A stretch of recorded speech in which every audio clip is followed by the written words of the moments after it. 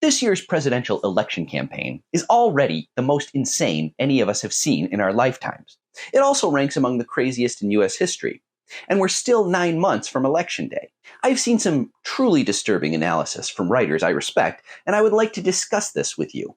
First up is a post by writer Radley Balko on his Substack titled Lines in the Sand. I've been a fan of Balko's since reading his book Rise of the Warrior Cop, a humdinger of an indictment against our out-of-control justice system if there ever was one.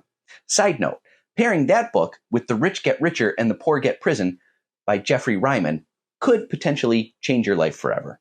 In his Substack, Balko enumerates a laundry list of troubling public statements by hardline Trump supporters, not just fanboys, but the kind of people expected to hold cabinet-level positions if there is a next Trump administration.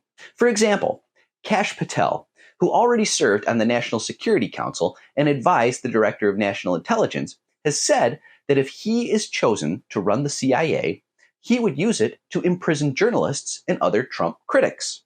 That's supposed to be illegal and unconstitutional, but he is openly saying that's what he would do. Balko also mentions Mike Davis, a MAGA influencer, who promises a reign of terror on Trump's behalf if he is named Attorney General. He's on Trump's shortlist for that job. Davis has vowed to throw Trump's enemies in the gulag. He also threatened to arrest and deport journalist Mehdi Hasan. Balko rounds out his post by presenting a list of questions that, if we were able to somehow transmit them into America's recent past, would have seemed beyond imagining. Balko wants journalists to do their job and get key Trump supporters on the record discussing their extra-constitutional plans for a new Trump administration. Among those questions, does America need a dictator? Meanwhile, Joe Biden is on the floor. Another totally out there idea that would have seemed like the ravings of a madman not too long ago. One-time associate editor of the Wall Street Journal, Paul Craig Roberts, spins a yarn about how the Democratic Party could dump Grandpa Joe before the election. Guess who he suggests Team Blue might try getting into the Oval Office before November? Are you ready?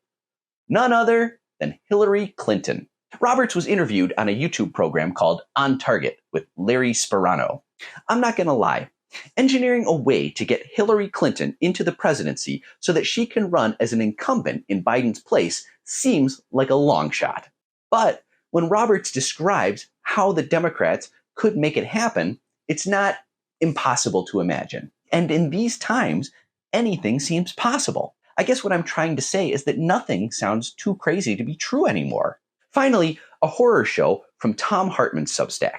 In his post, The New Over-the-Top Secret Plan on How Fascists Could Win in 2024, Hartman describes how, should Biden pull out a win in 2024, Republicans may be contemplating a way to put Trump into power anyway by refusing to certify Electoral College certificates of election from any states where there were problems with the count.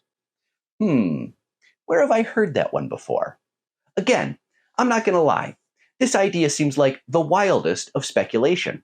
But there's one detail about this that keeps me from dismissing it out of hand. Tom Hartman wrote an article published March 13th, 2020, almost a year before January 6th, 2021, that correctly predicted how Trump would try to stay in power if he lost the election.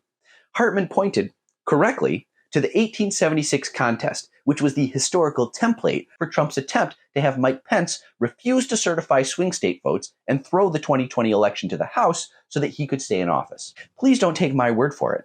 Read it yourself. Draw your own conclusions. I think the strangest part about any of these posts, written by people who don't have long histories of being batshit crazy, is that in today's cuckoo bananas political environment, there isn't much that seems inconceivable anymore. What do you think?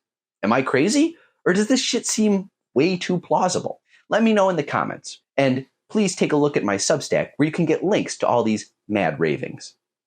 Let's make them pay.